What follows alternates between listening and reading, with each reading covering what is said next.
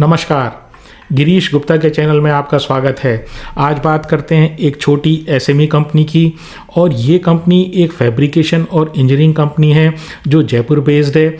और ये कंपनी अपने आप को पोजीशन करना चाहती है, अपने आप को ट्रांसफॉर्म करना चाहती है एक सोलर ईपीसी और इलेक्ट्रिकल ईपीसी के बड़े प्लेयर के रूप में। तो क्या है इनके ग्रोथ प्लान्स, किस तरह की ये कंपनी एग्जैक्टली क्या करती है, इस कंपनी का बिजनेस मॉडल आज समझेंगे। इस कंपनी के बिजनेस मॉडल के अध्ययन करने का अनुरोध हमें श्री व्योमेश गोयल और श्री गंगाराम देवांगन जी से प्राप्त हुआ है। तो पहले जान लेते हैं कंपनी की हिस्ट्री के बारे में। तो कंपनी की स्थापना 1994 में, यानी लगभग 30 साल पुरानी कंपनी है ये कंपनी की स्थापना जयपुर में हुई। शुरुआत में एक प्राइवेट लिमिटेड कंपनी थी और इसका नाम था RFH मेटल कास्टिंग्स लिमिटेड। तो ये जो कंपनी थी, ये RFH क्या हुआ, RFH का मतलब राजस्थान फिटिंग हाउस, यानी कि ये सैनिटरी और इस तरह की जो पाइप फिटिंग्स होता है उसके लिए मेटल कास्टिंग बनाया करती थी। 2008 में कंपनी पब्लिक लिमिटेड कंपनी में कन्वर्ट हो गई और अपनी कंपनी ने अपना नाम चेंज करके RMC स्विच गियर्स लिमिटेड कर दिया। तो ये है कंपनी की थोड़ी सी हिस्ट्री के बारे में कि कंपनी एंटरप्रेन्योरियल स्पिरिट से चलती है। कंपनी ने जैसे ही देखा कि भाई सैनिटरी के जो मेटल कास्टिंग है उसमें इतना ज़्यादा एडवांटेज या फ़ायदा नहीं है, तो वो इलेक्ट्रिकल EPC में या इलेक्ट्रिकल कंपोनेंट्स के फैब्रिकेशन में शिफ्ट हो गई।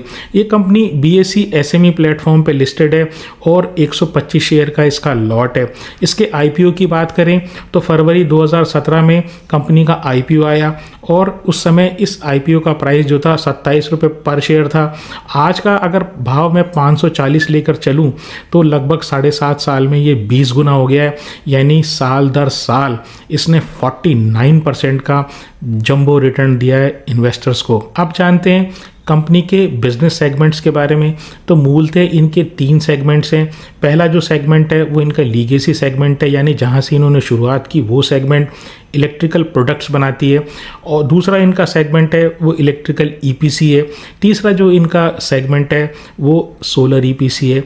तो पहले जान लेते हैं इनके जो लीगेसी सेगमेंट है इलेक्ट्रिकल प्रोडक्ट्स उसके बारे में। तो देखिए यहाँ से इनका रेवेन्यू 22% आता है और इसमें ये smart meter boxes, feeder pillars, distribution boxes, electrical panels और इस तरह की काफ़ी सारे प्रोडक्ट्स ये बनाते हैं। अब ये सब चीज़ें क्या होती है, तो पहले तो आपको ये बात समझ लेनी है कि ये जो बनाते हैं ना, ये खोल बनाते हैं, यानी बॉक्सेस बनाते हैं। ये कंप्लीट जो इलेक्ट्रिकल सिस्टम है ना वो जनरेट नहीं करते, यानी इलेक्ट्रिसिटी से रिलेटेड इनका काम नहीं है। यानी कोई आप सोचें स्विच ये कोई बना रहे हो या इस तरह के कोई वायर्स ये प्रोड्यूस कर रहे हो, ऐसा नहीं है। ये सिर्फ बॉक्सेस बनाते हैं। तो स्मार्ट मीटर बॉक्सेस का मतलब स्मार्ट मीटर जिस एनक्लोजर में, जिस डब्बे में बंद होगा वो डब्बा बनाते हैं।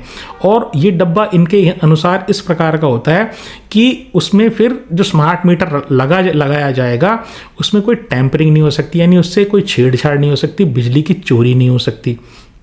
दूसरा इनका जो है वो है फीडर पिलर्स। अब ये फीडर पिलर क्या होता है, तो देखिए फीडर पिलर एक जो कई बार आपने ट्रांसफार्मर्स के पास में एक छोटा सा कोई 3, 3.5, 4 फुट का हाइट का एक बॉक्स देखा होगा, उसमें स्विचेस लगे रहते हैं और जब लाइट गुल हो जाती है तो मतलब मोहल्ले में लाइट जब गुल हो जाती है तो कई बार जो इलेक्ट्रिसिटी सप्लाई की जो लाइन, जो गाड़ी होती है या उनकी जो मेंटेनेंस टीम होती है वो आकर वहाँ पर कोई फ्यूज़ वगैरह या इस तरह की कोई चीज़ है वो चेंजेस करते हैं। तो वो जो ट्रांसफार्मर के बगल में या साइड में या थोड़ी सी दूरी पर जो पिलर्स लगे रहते हैं, जो बॉक्स लगा रहता है जिसमें आपकी जो मेन लाइन आती है वो आती है इलेक्ट्रिसिटी सप्लाई कंपनी से और वहाँ से निकलती है वो आपके घरों तक पहुँचती है, तो वो एक्चुअली फीडर पिलर कहलाते हैं। इसके अलावा डिस्ट्रीब्यूशन बॉक्सेस कई तरह के होते हैं। वो आप ये समझ लीजिए वो पॉइंट या वो डब्बा जहाँ से बिजली एक तरफ से आ रही है और दूसरी तरफ से वो डिस्ट्रीब्यूट हो रही है अलग अलग पॉइंट्स में। जैसे एक फ्लैट है, उस फ्लैट में जो मेन लाइन आती है वो एक जगह से आती है, उसमें फिर अलग अलग मीटर्स लगे हुए होते हैं और वो मीटर्स के थ्रू वो लाइन वो अलग अलग फ्लैट्स में जाती है। तो वो जो मेन बक्सा होता है वो बेसिकली डिस्ट्रीब्यूशन बॉक्सेस होते हैं। इसी तरीके से ये इलेक्ट्रिकल पैनल्स वगैरह भी बनाते हैं।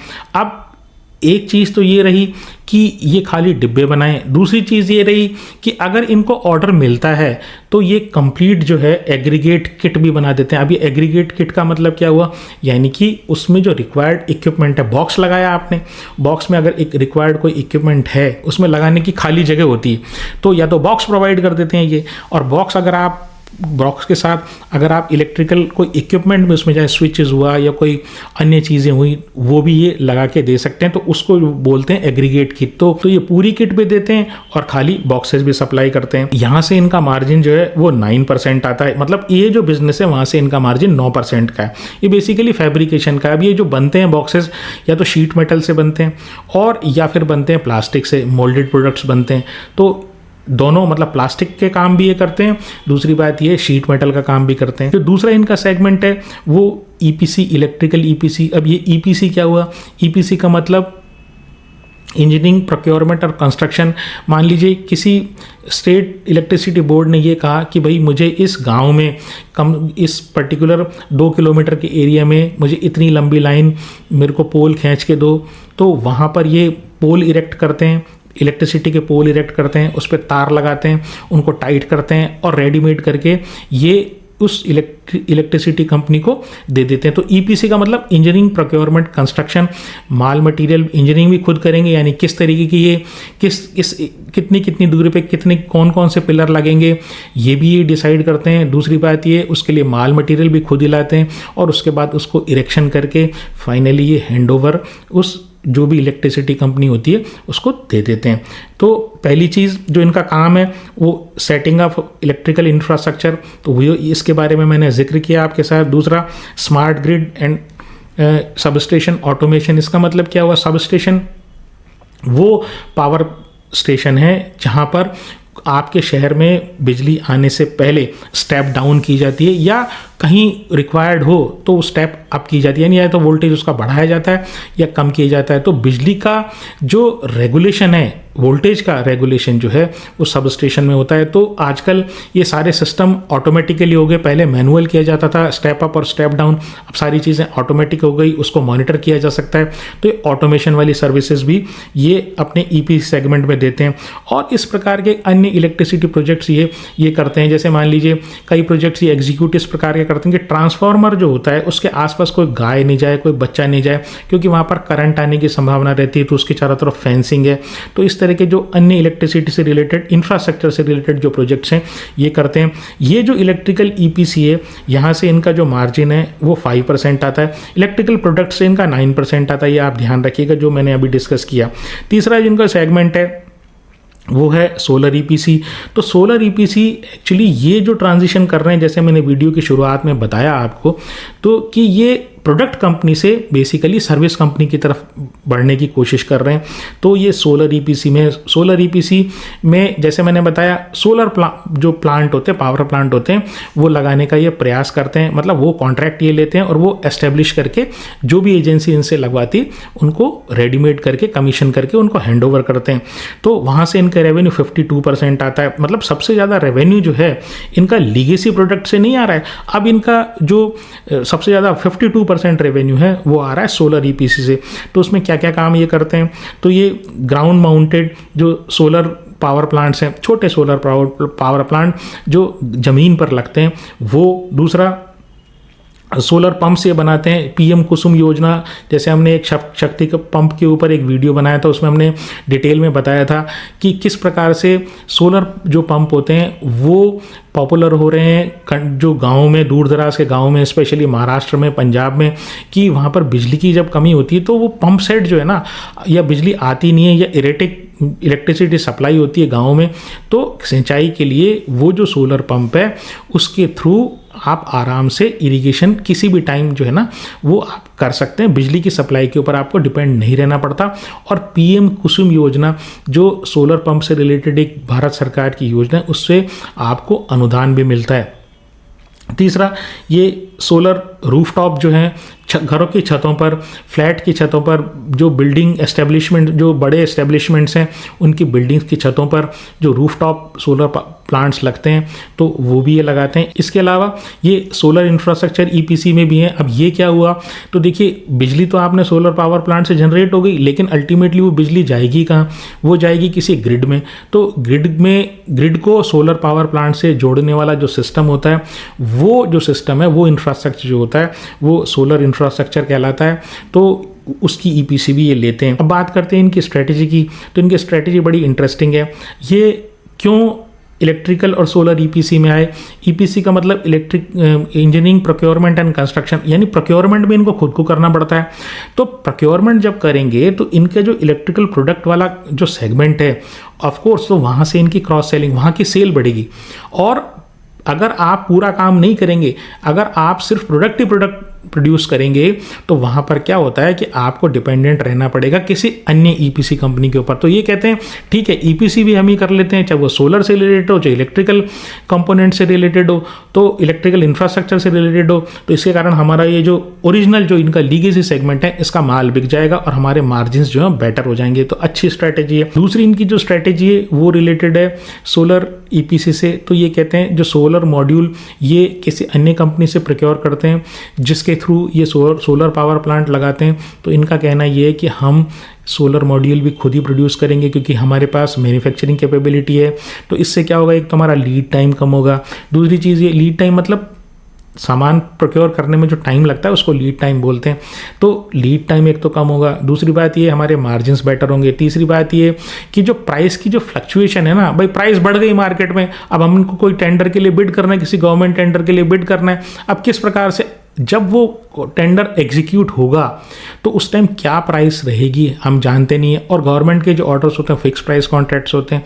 तो फिक्स प्राइस कॉन्ट्रैक्ट के केसेस में अगर कोई कंपनी सोलर मॉड्यूल खुद ही प्रोड्यूस करती है और वो कॉन्ट्रैक्ट सोलर ईपीसी का कॉन्ट्रैक्ट है, तो एक नेचुरल एडवांटेज उसको होता है कि वो प्राइस फ्लक्चुएशन जो सोलर मॉड्यूल से रिलेटेड होती है उससे अफेक्टेड नहीं रहती। तो एग्रेसिवली गवर्नमेंट टेंडर्स के लिए बिडिंग की जा सकती है। इनके नए इनिशिएटिव्स की बात करें तो ये जैसे मैंने बताया सोलर ईपीसी में बड़े एग्रेसिवली ये बिड करने का प्रयास कर रहे हैं। तो ये जो है 1 गीगावाट की सोलर मॉड्यूल मैन्युफैक्चरिंग कैपेसिटी जो है ये लगाने का प्रयास कर रहे हैं। दूसरी बात ये वाटर में स्मार्ट मीटरिंग ला रहे हैं। तो गवर्नमेंट का जो रिफॉर्म्स हैं वो अभी इलेक्ट्रिसिटी पे फोकस्ड है। ज़्यादातर रिफॉर्म्स जो हैं वो इलेक्ट्रिसिटी से रिलेटेड हैं। और नेक्स्ट स्टेप में ऐसा लगता है, ऐसा अनुमान है कि जो वाटर से रिलेटेड छीजत है, जो लॉसेस हैं उसको कम करने के लिए, अनमीटर्ड वाटर को कंट्रोल करने के लिए, यानी ऐसा वाटर जो पानी चुरा लिया जाता है या पाइपलाइन में से ले लिया जाता है बिना इजाज़त के, तो उसको रोकने के लिए स्मार्ट मीटरिंग आएगी वाटर सेक्टर में। तो ये वाटर सेक्टर में स्मार्ट मीटरिंग में उतर रहे हैं। इसके अलावा ये वाटर से रिलेटेड एक smart meter management solution provide करने की कोशिश कर रहे हैं। उसके लिए इन्होंने एक कंपनी बनाई है, intelligent hydel solutions private limited. 2024 में इन्होंने एक कंपनी बनाई और इसमें 51% स्टेक इनका है। तो ये जो कंपनी है ये water distribution, water conservation, treatment and monitoring से रिलेटेड सिस्टम बनाएगी। यानी वो जो काम बिजली में हो रहा है वो वाटर में जब होगा तो उसके लिए एडवांस तैयारी कर रहे हैं। इनके क्लाइंट्स की बात करूं तो एक चीज़ तो क्लियर है कि स्टेट पावर यूटिलिटीज़ इनकी क्लाइंट्स हैं और L and T, Adani, GMR, Polycab, genus power, HPL electric, GAIL, NTPC, ऐसे काफ़ी सारे इनके क्लाइंट्स हैं। जून 2025 में इनकी जो ऑर्डर बुक थी वो 1036 करोड़ की, 1036 करोड़ की ऑर्डर बुक थी, जो FY25 का रेवेन्यू मानूं तो के हिसाब से 3.25 यानी 3.25 साल की रेवेन्यू विजिबिलिटी है। और इनका टारगेट ये है कि 2030 तक ये रेवेन्यू को 5,000 करोड़ तक पहुंचा दें। बहुत ही एग्रेसिव इन्होंने ये टारगेट रखा है अपने लिए। और ये कहते हैं कि हमारी जो ग्रोथ रेवेन्यू होगी अगले 3 से 5 साल में वो लगभग 30% CAGR यानी साल दर साल होगी। स्ट्रेंथ की बात करूं तो सबसे बड़ी स्ट्रेंथ इस कंपनी की ये है कि समय के साथ बदलती है, यानी कि इनके जो प्रमोटर्स हैं वो बहुत ही एंटरप्रेन्योरियल स्पिरिट वाले हैं, यानी हार नहीं मानते। 1994 से ये काम कर रहे हैं और इतनी छोटी कंपनी सर्वाइव कर रही है और ग्रो कर रही है, बड़ी ही इंपॉर्टेंट बात है। दूसरी बात ये कि जो RDSS सिस्टम है उसका इनको एडवांटेज मिलेगा। RDSS सिस्टम का मतलब ये जो स्कीम है RDSS, वो ये कि रिवैम्प्ड डिस्ट्रीब्यूशन सेक्टर स्कीम, इसमें गवर्नमेंट जो है, government of India electricity companies की हेल्थ सुधारने के लिए, इलेक्ट्रिसिटी कंपनी की हेल्थ इस तरह से सुधरेगी कि जो TND transmission and distribution losses हैं वो रोकें, बिजली की चोरी रोकें। तो इस तरह के जब स्मार्ट मीटरिंग से रिलेटेड और इंफ्रास्ट्रक्चर, इलेक्ट्रिकल इंफ्रास्ट्रक्चर है, पुरानी लाइनों को बदलना है, नए टेक्नोलॉजी के ट्रांसफार्मर आपको लाने हैं, नए टेक्नोलॉजी के इक्विपमेंट आपको लाने हैं, तो इस तरह के जो सिस्टम से, जो इस तरह की जो स्कीम से जो काम आएगा उसकी ये कंपनी बेनिफिशियरी होगी। वीकनेस की बात करूं तो सबसे बड़ी वीकनेस ये है कि टेंडर बेस्ड वर्क है। स्टेट इलेक्ट्रिसिटी बोर्ड्स के लिए कंपनी काम करती है, और ये जो कंपनी है, ये दिक्कत वाली बात ये कि इलेक्ट्रिसिटी बोर्ड्स की या electricity company, state electricity companies की हालत बहुत ख़राब है। अभी भी उनकी फाइनेंशियल कंडीशन सुधरी नहीं है, तो पेमेंट वगैरह का जो इशू है एक तो वो आता है। दूसरी बात ये, इस तरह की जो काम, ये जैसे काम ये कर रहे हैं, इसमें कोई मोट नहीं है। मोट का मतलब ये कोई इनका कोई कॉम्पिटिटिव एज नहीं है कि कंपनी इन्हीं से कराए, इनका कोई यूनिक सेलिंग प्रोपोजिशन नहीं है। Run of the mill ordinary काम ये करते हैं। फैब्रिकेशन का काम करेंगे, सोलर EPC का काम करेंगे, और जो इलेक्ट्रिकल EPC का जो ये काम कर रहे हैं, तो ठेकेदारी टाइप का ये जो काम है ये एक्चुअली बहुत सारी कंपनी कर रही है। ऑर्गेनाइज सेक्टर में भी कर रही है और जो अनऑर्गेनाइज सेक्टर में भी कर रही है। तो ये पूरा का पूरा सेक्टर जो है ना, ये फ्रेगमेंटेड है, बहुत ही कॉम्पिटिटिव सेगमेंट है। तो इनको अपने बिजनेस को डाइवर्सिफाई करना पड़ेगा, नए इनोवेटिव प्रोडक्ट्स लाने पड़ेंगे, इस तरह के प्रोडक्ट्स जिससे इनके कोई यूनिक सेलिंग प्रपोजिशन हो कि भाई मेरा जो एडवांटेज है ना, अगर आप मेरे से माल लोगे तो इसका मैं आपको ऐसा एडवांटेज होगा।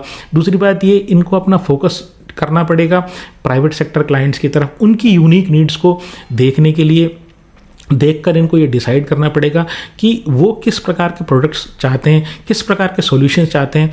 तब इनकी कंपनी में कुछ जो कटिंग एज जो एडवांटेज है वो ये कंपनी को, उस कंपनी में माना जाएगा।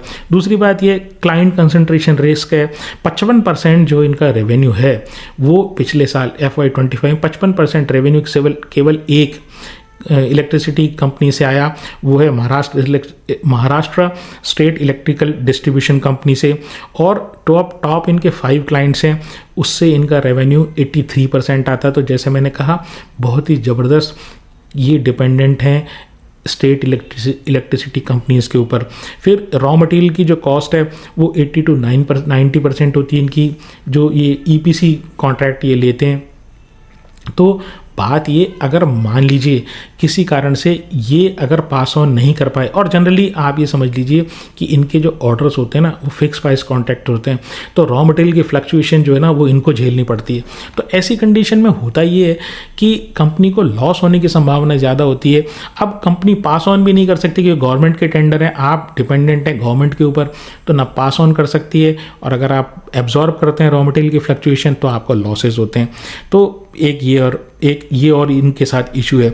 मार्केट कैप की बात करूं तो 570 करोड़ का, छोटी कंपनी है, SME कंपनी है, 570 करोड़ का मार्केट कैप है। डेट टू इक्विटी, हर 100 रुपये की इक्विटी पर 59 रुपीज़ का कर्जा है, जो इस तरह की कंपनीज़ के लिए मैं, छोटी कंपनी के लिए मैं ज़्यादा मानता हूँ। और ROE काफ़ी अच्छा है, 37.5 का। PE जो है वो 14 का है, वो काफ़ी रीज़नेबल है। 3 साल की सेल 97% बढ़ी है, 3 साल का जो प्रॉफिट है वो 278% बढ़ा है। प्रमोटर के पास 52% है, FII के पास 5% है, 5%, DII के पास 1% है, 1%, और पब्लिक के पास 42% है। तो अगर मैं वीडियो को समराइज़ करूँ तो छोटी कंपनी है, एम्बिशन बहुत ज़्यादा अच्छे हैं इनके, एग्रेसिव प्रमोटर्स हैं, लेकिन बात ये है कि जिस तरह की कंपनी ये है उसमें जब तक इनको टेंडर मिलते जाएंगे तब तक ये कंपनी ग्रो करेगी। अगर किसी कारण से कंपनी में टेंडर्स मिलने से रिलेटेड कोई इशू आ गया या कभी कोई इनके एग्जीक्यूशन में प्रॉब्लम आ गई तो कंपनी बहुत अच्छा परफॉर्म नहीं कर पाएगी। इनका कोई मोट नहीं है। तो आप इस बात को समझ लीजिए कि आपको कंपनी की परफॉर्मेंस हमेशा ध्यान रखनी है। कंपनी का मोट नहीं है, एक ऑर्डिनरी कंपनी है, आप ये समझ लीजिए। शेयर में खरीदने या बेचने की मेरी कोई राय नहीं है। आप हमेशा इस तरह का निर्णय लेते समय अपने फाइनेंशियल एडवाइज़र से अवश्य पूछें। अगर आपको मेरा प्रयास पसंद आया हो तो चैनल को सब्सक्राइब करें, वीडियो को लाइक करें और शेयर करें। आज के लिए इतना ही। नमस्कार, धन्यवाद, जय हिंद।